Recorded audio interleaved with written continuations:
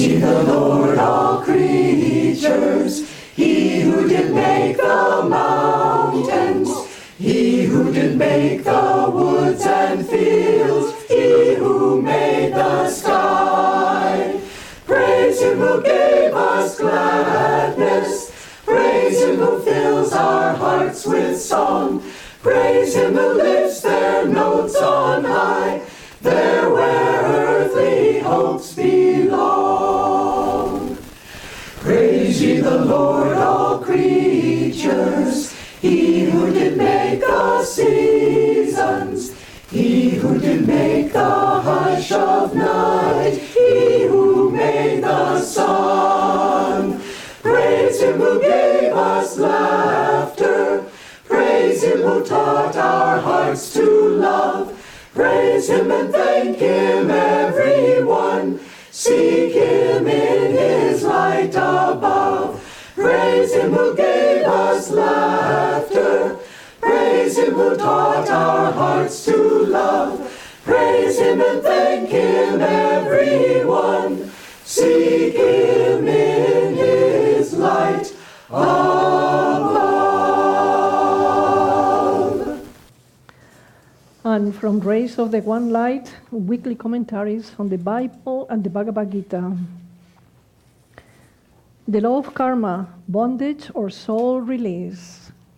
Truth is one and eternal. Realize oneness with it in your deathless self within. The following commentary is based on the teachings of Paramahansa Yogananda. The Epistle of St. Paul to the Galatians contains this often quoted statement, "Be not deceived, God is not mocked, for whatsoever a man soweth, that shall he also reap."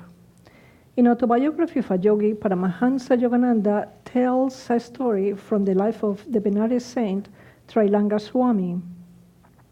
A skeptic once determined to expose Trailanga as a charlatan. A large bucket of calcium lime mixture used in whitewashing walls was placed before the Swami.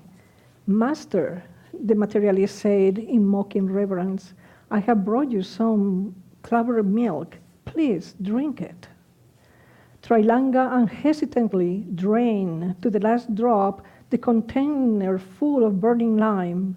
In a few minutes, the evildoer fell to the ground in agony. "Help, Swami, help," he cried. "I'm on fire. Forgive me my wicked test." The great yogi broke his habitual silence. "Scoffer," he said, "you didn't realize when you offered me poison that my life is one with your own. Except for my knowledge of God is present in my stomach, as in every atom of creation, the lime would have killed me. Now that you know the divine meaning of boomerang, never again play tricks on anyone." The well-perched sinner, healed by Trailanga's words, slunk feebly away. Yogananda goes on to say, "The reversal of pain was not due to any violation of the master, but came about through unreasoning application of the law of justice, which upholds creation's father's swinging orb. Men of God realization, like Trailanga, allow the divine law to operate instantaneously. They have banished forever all threading cross currents of ego. Not by reason alone, but by self-realization are the ins and outs of destiny fully understood. Their web, though tied forever to the post of ego motivation, is too integrated to be perceived as a single thread. Only great masters can see it with clarity. It is visible to them in all its workings, not from within the tangle, but from above in superconsciousness. As Sri Krishna said in the 4th chapter of the Bhagavad Gita, "He who beholds inaction in action and action in inaction is wise among men. He is one with the Spirit. He has obtained the true goal of action, perfect freedom. Thus, through Holy Scripture, God has spoken to mankind." Om, Om.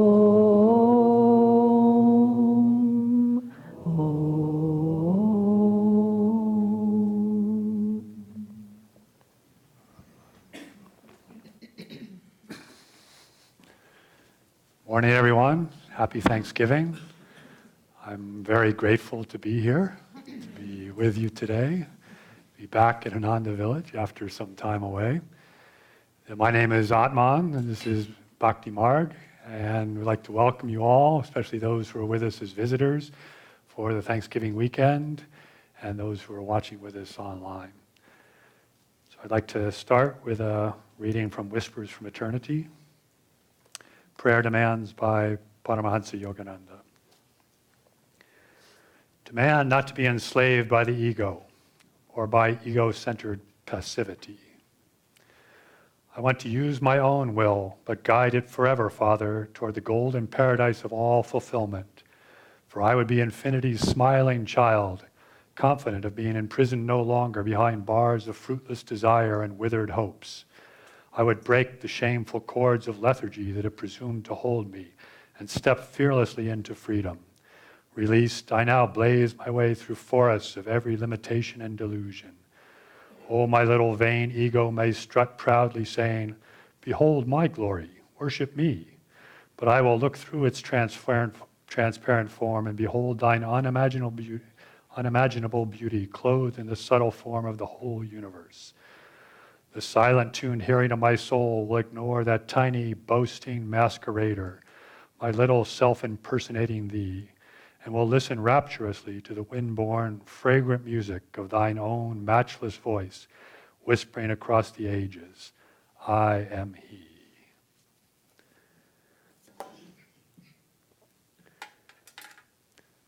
So, as many of you know, we've returned recently from a time away from Ananda village, a bit of a sabbatical, where we visited Europe and India and China and visited a number of devotees. And since I've been back, I've been sort of trying to make sense of this whole experience.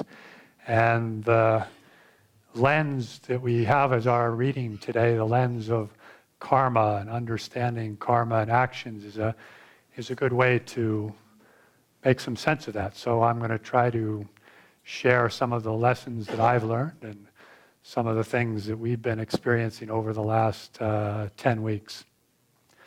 So when we left on this trip, it was something that I was ready to take some time off, and after having done the master plan here and had a chance to travel with our son who had just finished college, and had a chance to do this with scamming the airlines by doing this all with points, which I had been collecting. So it was a whole series of things that led to this, and it sort of grew from a trip to Italy to a much larger thing and ended up going around the world. But it was sort of questioning at times, well, why am I really doing this? If I'm, taking some time off, what should I be doing? Well, I should be meditating and being with like-minded souls in a quiet, sattvic place and trying to tune into holy vibrations and great inspiration. Well, the best place to do that is probably right here at Ananda village. I can tell you it's not necessarily traveling around airports and moving and being in lots of interesting situations. It's not the most quiet, sattvic thing to do.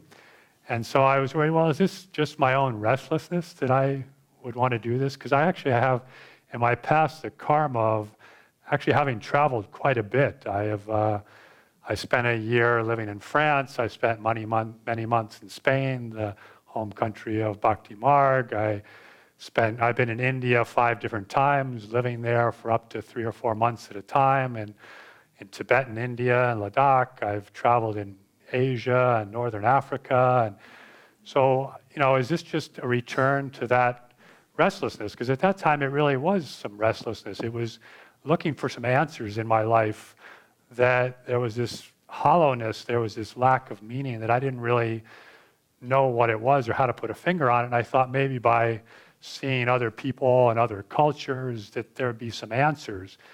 And I did actually, at one point, have a very clear revelation, but it wasn't any place that I was that was giving me this. It was the fact that my own mind was driving me a little crazy, and it was impossible to escape this mind, and I really needed to do some meditation. I have this very clear memory. I was in Tunisia by myself, traveling, and I was just having this constant dialogue going on, which is sort of normal with, well, that's nice, and that's not so nice, and that's kind of dirty, and why do they do that? And what does that look like that for? And who is this? And all of a sudden, it hit me. He said, Peter, what are you doing?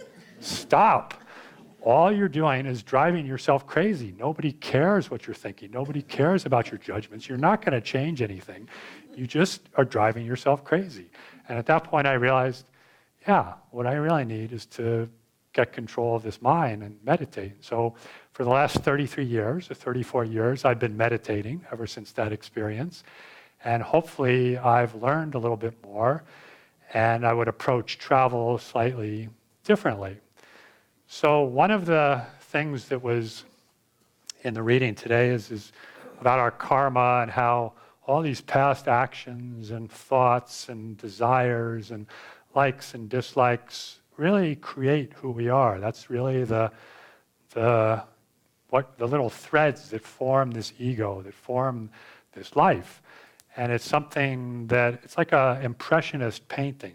You start with a beautiful white piece of paper. This is clear, pure, unexpressed divine bliss. And then you come into incarnation, and through many, many lifetimes, you start adding little dots of paint onto this canvas.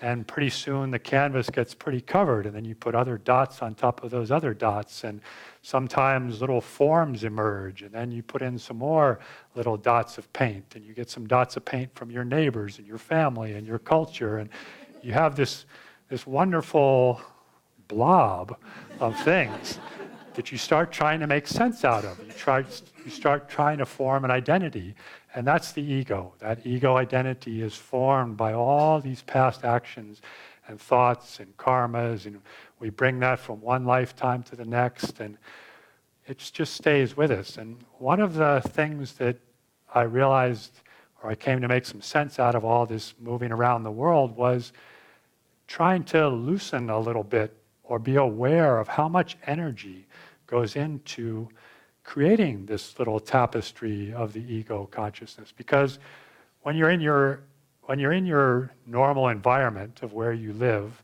you don't realize how much the habits and the things that you put in there help define you, all those self-definitions that Swami talks about.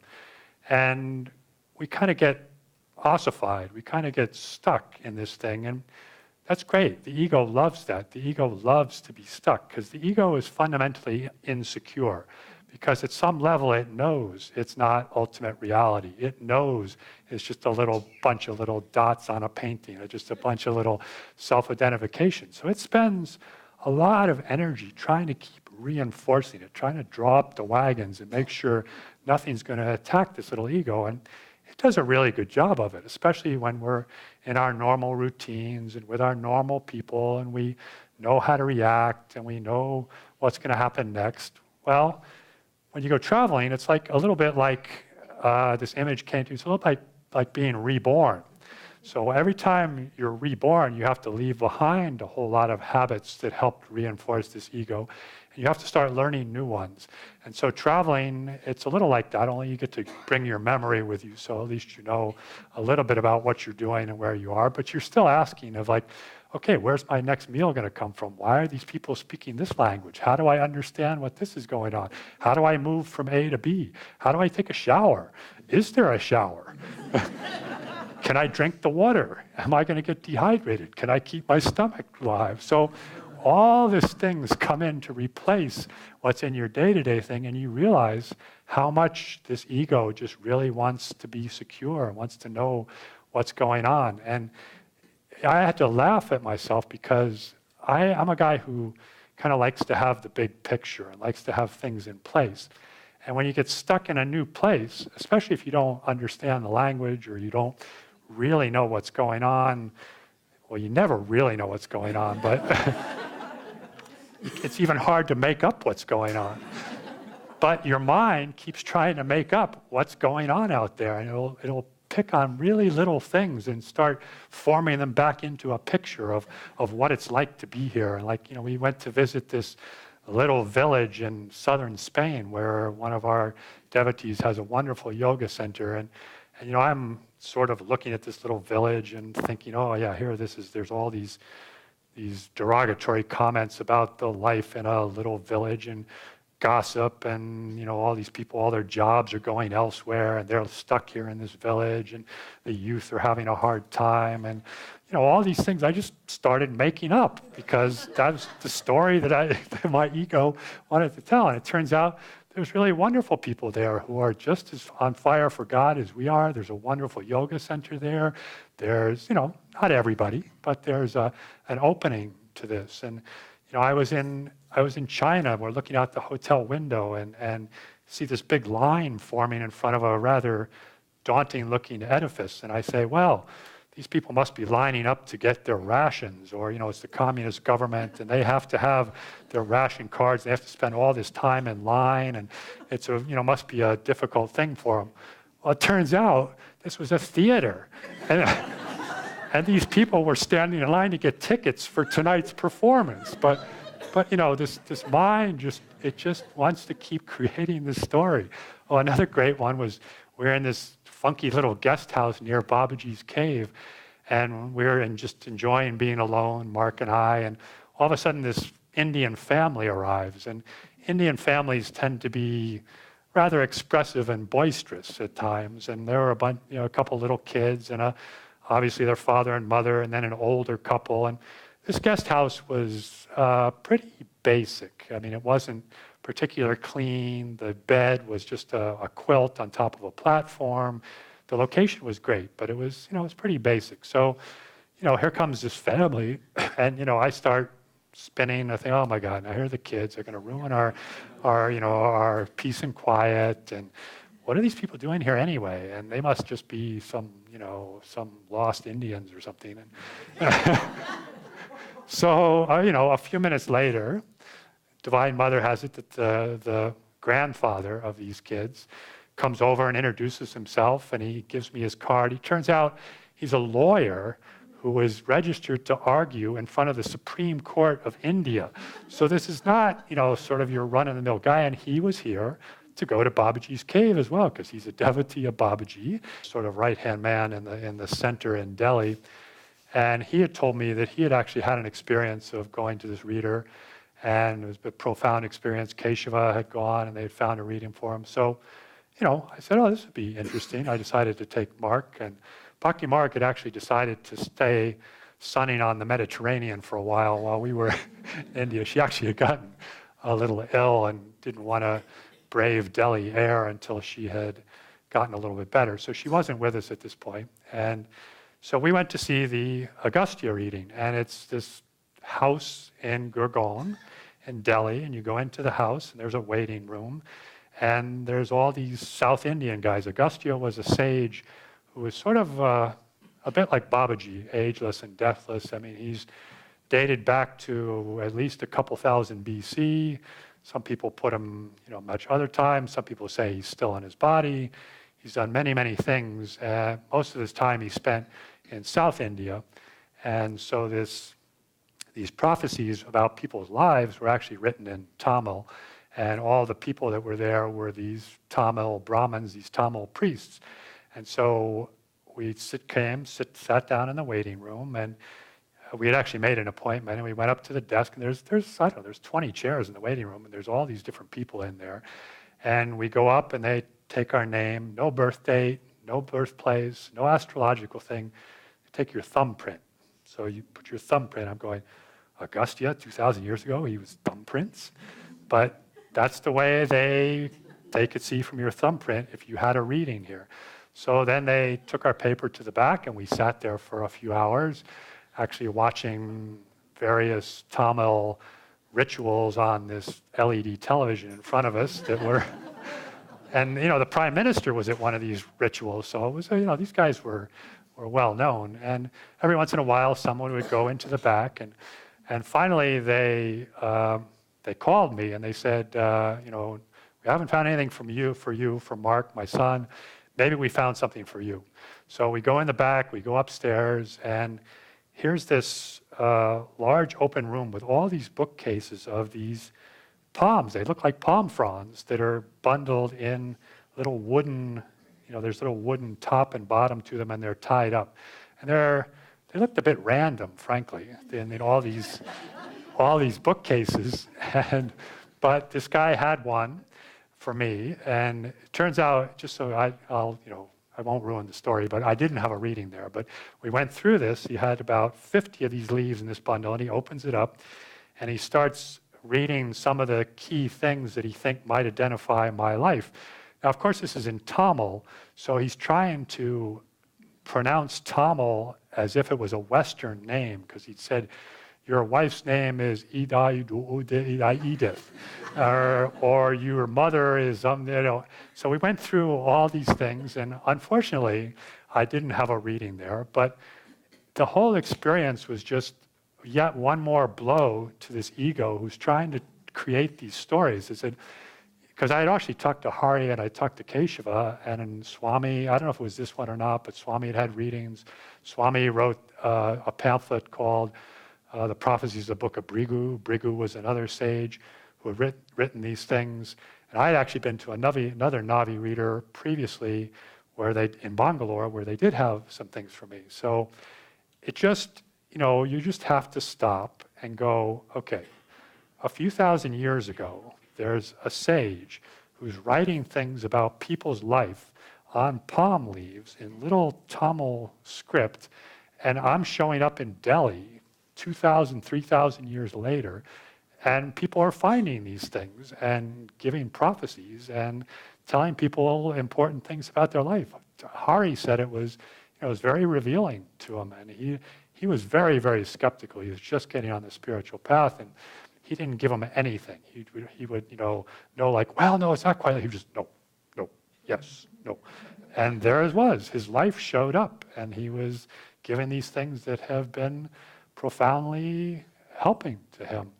So right there, it just sort of, what is this karma? What is this thing? What is this life we're leading? What is this little ego we've constructed if someone 5,000 years ago, 2,000 years ago, can know what's happening in people's lives in a little house in Gurgaon in Delhi in little Tamil script that's getting translated. It just boggles the mind, and you just have to let go. You just have to remember and say, okay, I'm not in charge here. There's something else much bigger going on. And I just have to sit back and enjoy the show. It's something that's very, very good for us to remind ourselves here in our well-defined ego places of Ananda Village and wherever else we are, because, what are you going to say to that? And what Swami says to that, it also brings up all kinds of questions about predestination and free will. And Swami, I love in the Bhagavad Gita commentaries, he says, only the wise can know where predestination leaves off and free will starts. So I'll just leave it at that for now.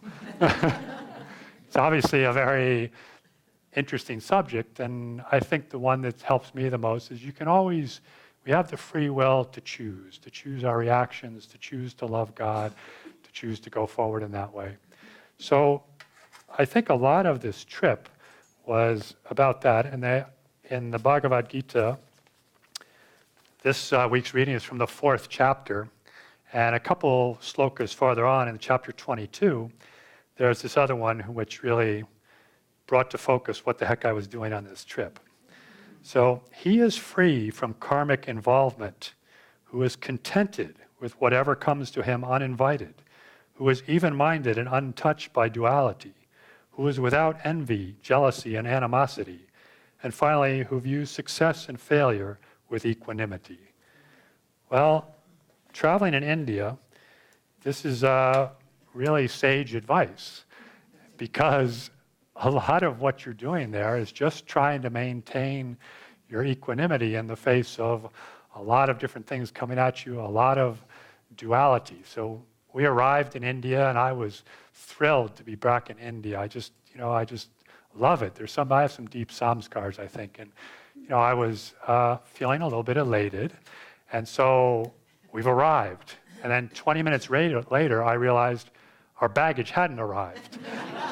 So can I stay, no animosity toward the clerk who's actually trying to take down all my information and who doesn't really belong to the airline that I flew with, and they don't really have an office, and he doesn't really fill in this number. I said, case number, don't we need the case number? No, you don't need a case number.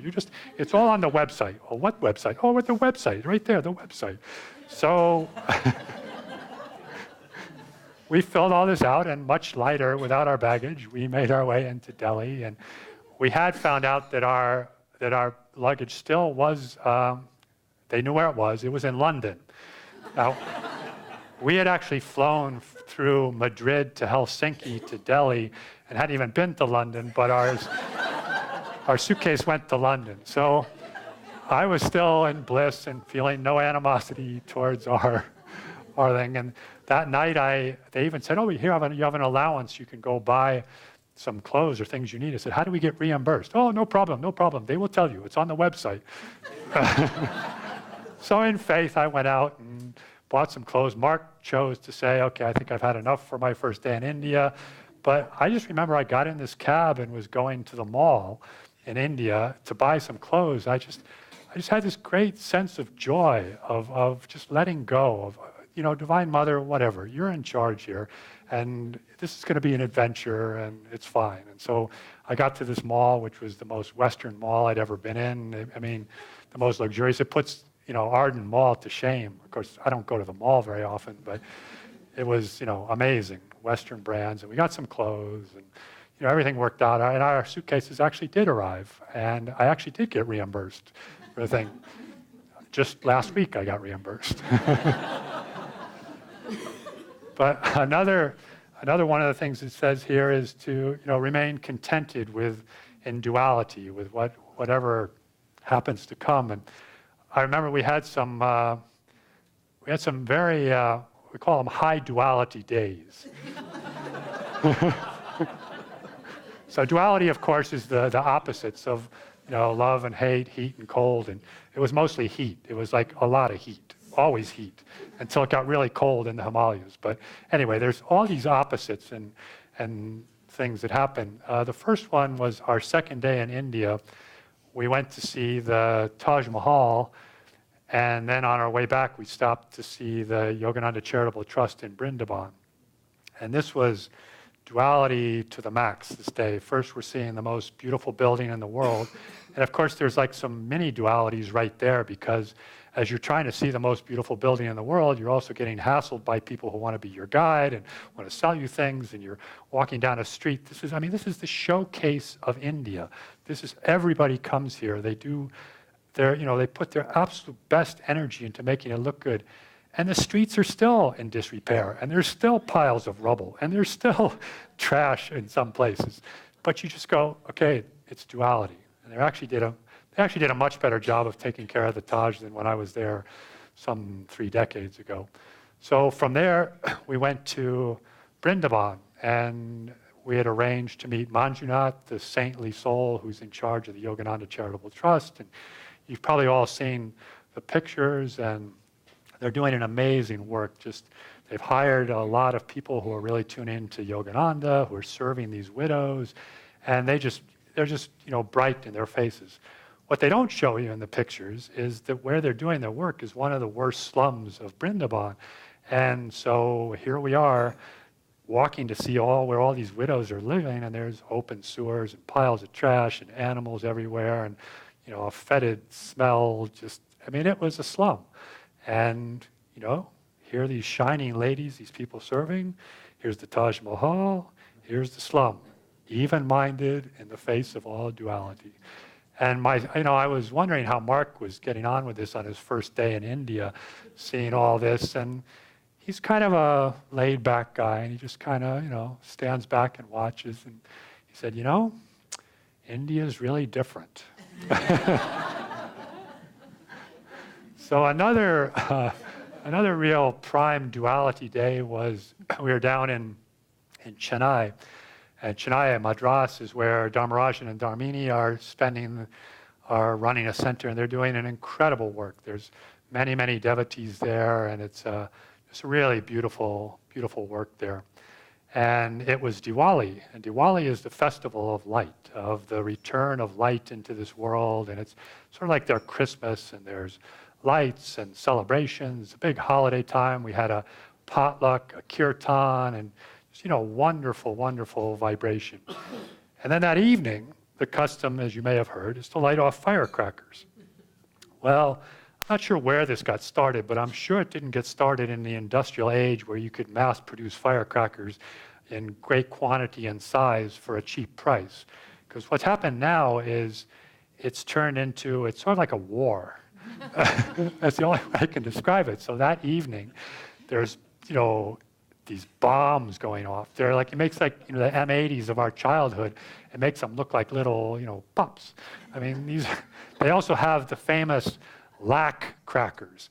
Well, lakh, as you may know, is 100,000. It's a particularly Indian word for numbers. Well, you can buy firecrackers that come in packs of 100,000 of these little crackers. So, of course, everybody's having a great time out there on the street blowing each other up or whatever they're doing.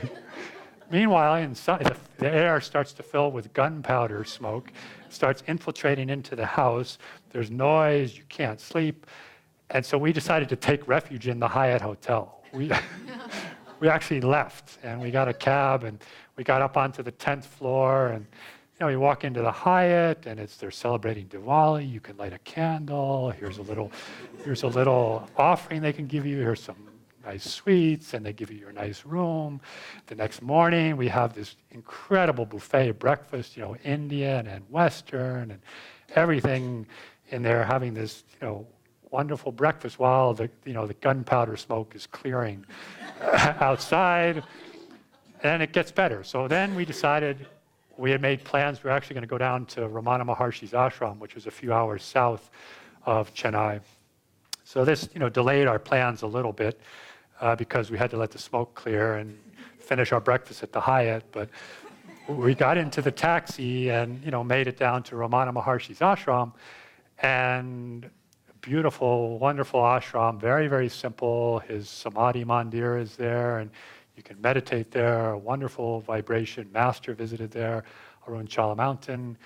We decided to have dinner there, and so dinner in Ramana Maharshi's ashram was you all file in, you sit down on the floor, they open a banana leaf in front of you, and a guy comes by with a bucket of rice. You just, boom, right down the line, and a bucket, of dal. And they put that on there, and then you get a little piece of something else, and you just eat with your hands. And it was just such perfect duality compared to the breakfast in the Hyatt that morning. And here we are with the banana leaf on the floor in the ashram. And it was great food, by the way. It was really good. And they were very good at serving. And none of these lines or anything. They were just like, So those are some of our duality days. But you just try to remain even-minded and cheerful through it all, and just realize I'm not attached, whatever it is. Babaji is in charge here. And we spent a couple weeks looking for Babaji up in the Himalayas. In the opening chapter in the autobiography says, Babaji still inhabits the Badri Narayan area of the Himalayas. That's near Badrinath. So we took a pilgrimage up there, and we were looking for Babaji, and we were just surrendering. I was very much tuning into Babaji during this whole time. And as it says, in that reading, that things accept what comes of itself, and not to be successes and failures. It just comes. And surrendering to the divine, the Babaji, it just flowed incredibly well. We called up the guide, who we weren't sure if it was available. He said, oh yeah, I'm going to be in Rishikesh tomorrow. That's when we're arriving. Good, I'll take you in my car. We can go up there. We met the Italian pilgrimage. We spent a couple of days with them. They just happened to be coming through on tour at that point. We decided to go trekking to this lake, this very sacred lake up at the headwaters of the Alakananda River. And we didn't have any trekking reservations. We just said, Babaji, if you want us to go trekking. And so Mahavir, the guide, calls up and he says, oh yeah, there's a group leaving day after tomorrow, which is where we wanted to go. We just joined in. we went up to Satuppan Lake, and this whole way I was just, really chanting, Babaji Om, Babaji Om, Babaji. We had a lot of time to chant and do japa because we were with some other people who were not in that great shape. They were these Indians who really hadn't taken time to acclimatize, and we were at 15,000 feet, which is about the height of Mount Whitney. It's not so easy to breathe up there, and so we went kind of slowly, but it was great because you just were in this incredible place. I just kept waiting for Babaji to come, and I was just, Om Babaji, Om Babaji, Om Babaji, and you'd see sadhus walking by up there, and someone might talk to, and they said, "Oh yes, Babaji is here. I haven't seen him, but he's here." There's stories about people meditating inside these mountains. There's sadhus. It's just an incredible vibration there. I mean, it wasn't also always easy to do kriyas at 14,000 feet, and it wasn't always easy to, have long meditations because it was below freezing in the morning. But wonderful, wonderful vibration. And so I was just really trying to stay focused on Babaji. And it turns out we didn't actually see Babaji.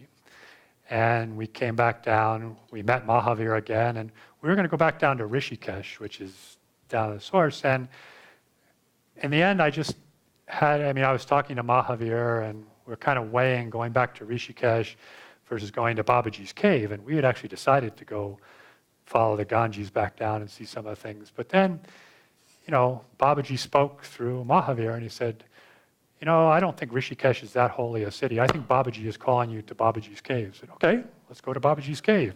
So, another up and over the mountain on these roads where it crossed my mind that the reason I didn't have an Agastya reading was because this incarnation may not be very much longer. Because those of you who have driven in the Himalaya know it's a bit of a hair-raising experience. But since I wasn't driving and I had no control over whatever, I just, okay, Babaji, it's in your hands, and you're going over these things and you're looking down, thousands of feet. But we made it to Babaji's cave, and I have to say it was sort of a surprise when I got there because there was nobody there or one other person. We had a chance to have a long meditation there, and we managed to get the cave open ahead of time. Then when YSS wanted to open it, but it all worked out. It was all perfect. Babaji was in charge. And as soon as I sat down to meditate, I got this feeling or this sense of just surrender. Just offer yourself up. And I'm here ready to receive you, Babaji. And this was, I realized, in a bit of a contrast to what I had been doing before with, this Om Babaji, trying to be, the self-discipline, the focus, I was really worried about the passage in the autobiography where Yukteswar fairly extinguished Babaji in the ether due to his restlessness. So I was trying to not be too restless and try to be this, focused and do everything I could. And that's good. But in the end, what is it that's going to really get us out of this karma? What's really going to get us out of this web that we've woven, out of this delusion that we're in? It's as Swamiji says, the whole of the spiritual path is offering up the ego into God's kripa, into God's grace.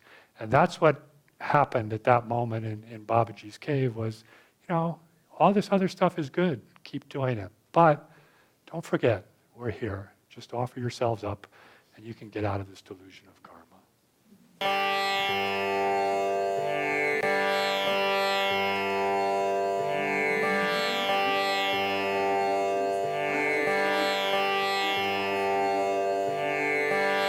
Oh, man could tell the pleasures I have known, the stars in the endless sky, if one could count, would come to billions,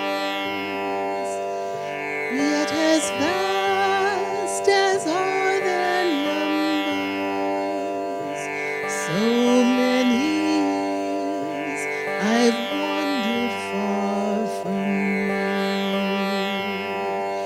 yet as vast as are their numbers, So many years I've wandered far from you. Through many lives I've drunk the cup of sorrow. No man could tell the bitter tears I've shed. The drops in the endless sea, if one could count, would come to billions.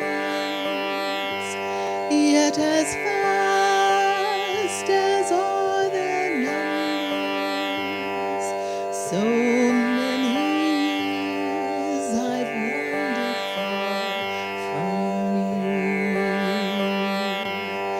Yet as vast as are their numbers, so many years I've wandered far from you. Through countless lives I've sought your cup of sweetness, found other cups, yet thirsted evermore. The streams in the hills of time all found their way into a desert.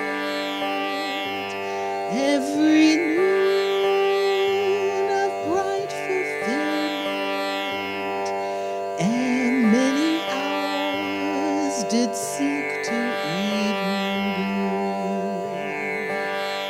Every noon of bright fulfillment,